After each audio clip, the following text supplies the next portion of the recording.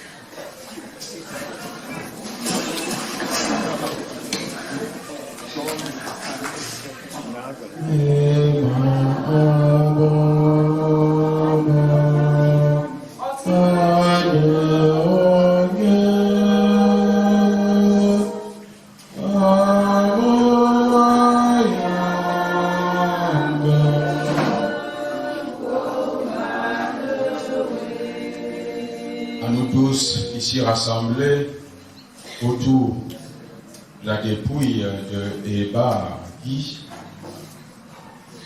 désormais qui repose dans ce cercueil. Que le Dieu de paix, de grâce soit et demeure sur chacun de nous maintenant pour les siècles des siècles, au nom de Jésus-Christ, lui ressuscité. Amen. L'Éternel est mon berger, je ne manquerai de rien. Il me fait prendre du repos dans les pâturages bien verts. Il me dirige près d'une eau paisible. Il me redonne des forces.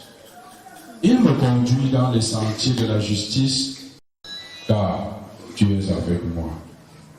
Ta conduite et ton appui, voilà ce qui me réconforte. Tu laisses une table devant moi en face de mes adversaires. Tu verses de l'huile sur ma tête et tu fais déborder ma coupe. Oui, le bonheur et la grâce m'accompagneront tous les jours de ma vie et je reviendrai dans la maison de l'Éternel jusqu'à la fin. Amen.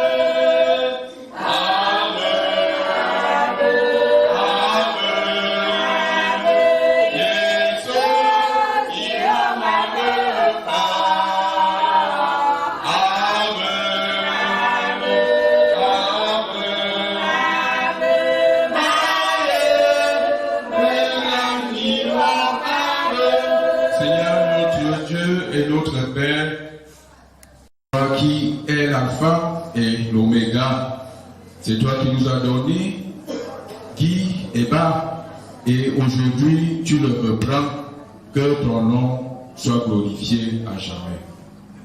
Seigneur, nous invoquons ton nom en ce lieu et maintenant, quoique ayant des cœurs meurtris, ayant des cœurs dans la douleur, car l'être humain ne supporte pas la séparation. Aujourd'hui, une fois de plus, tu nous interpelles à travers ce corps inerte à savoir qu'un jour, et bientôt, certainement, nous aussi, nous serons appelés à nous coucher comme celui qui est couché devant nous aujourd'hui. Donne-nous donc, chacun de nous, à méditer pour sa vie, afin que au jour de la mort, que au lieu de pleurer, que les gens se réjouissent plutôt au regard de notre vie passée dans ce monde. Tu as dit, nous ne sommes pas de ce monde, c'est pourquoi le monde nous hait. Voilà pourquoi tu as enlevé au milieu de nous notre frère que nous aimions tant.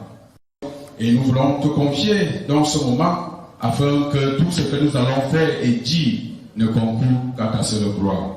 Prends possession de nous par ton esprit et que nous nous soumettions à ta sainte volonté. Que cela soit ainsi et nous ayant pardonné au nom de Jésus-Christ, notre Seigneur et Sauveur. Amen. Un grand prophète a surgi parmi nous et Dieu a visité son peuple. Cette déclaration sur Jésus se propagea dans toute la Judée et dans toute la région. L'herbe sèche, la fleur, elle, se fane et tombe. Éternité en éternité, cette parole de vie demeure. Que Dieu bénisse en nous la lecture et l'audition de sa parole. Amen. Bien-aimés dans la foi, mais surtout à savoir que c'est Dieu qui donne et c'est Dieu qui a repris. Nous sommes des humains. En tant qu'humains, notre réaction est tout à fait normale. Mais n'oublions pas cette chose. Après avoir réagi, même si ce corps demeure ici 1 an, on finira par l'enlever. Quel que soit l'endroit où on va décider de l'enterrer, on finira par l'enterrer. Ce monsieur, peut-être que je n'ai pas connu, parce que moi-même natif de Nitamilumi, lorsque j'ai vu le visage, jusqu'à présent, le visage ne me revient pas dans la tête, peut-être parce que je n'ai pas vu le programme. Je ne le connais pas bien. À ce que je sache, certainement, ce n'était pas un monsieur qui aimait le désordre ou bien le bruit. Moi, je ne l'ai pas connu, mais j'essaie d'imaginer. Et s'il revenait à la vie, il nous poserait la question, pourquoi tant de bruit quand je me repose? Pourquoi tant de bruit quand on doit m'accompagner à ma dernière demeure?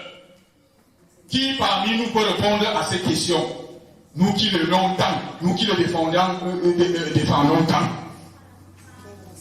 C'est pourquoi l'Esprit nous a conduits dans ce texte où Jésus, sortant de Capernaum, comme d'habitude, accompagné de ses disciples, il va donc vers une ville. Il arrive dans une ville qu'on appelle Naïm.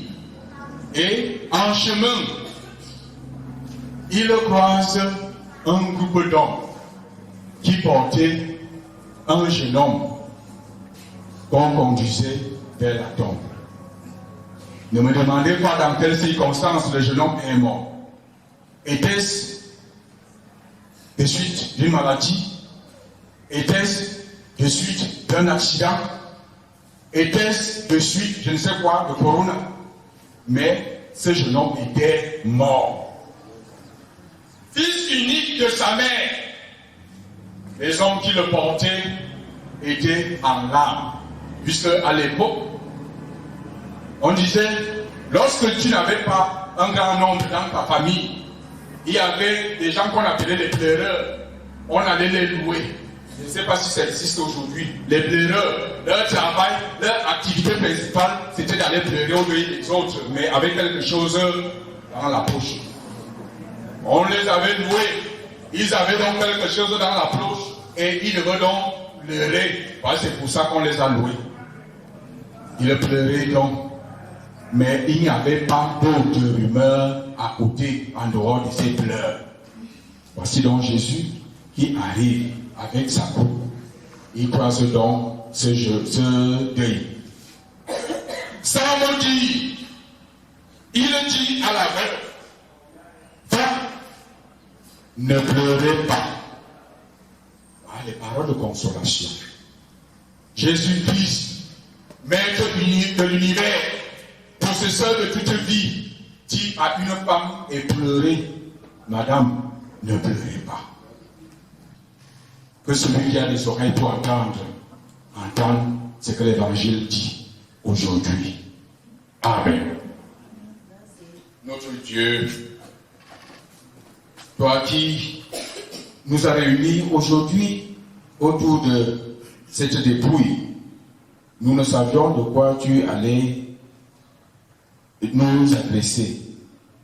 Mais toi qui sondes les cœurs et les reins, tu nous as pris cet exemple de ce deuil de Naïm, où on allait enterrer un jeune homme en silence, où aussi Jésus-Christ venait avec son groupe en silence, et il a ressuscité ce jeune homme pour apaiser le cœur de ceux qui pleuraient.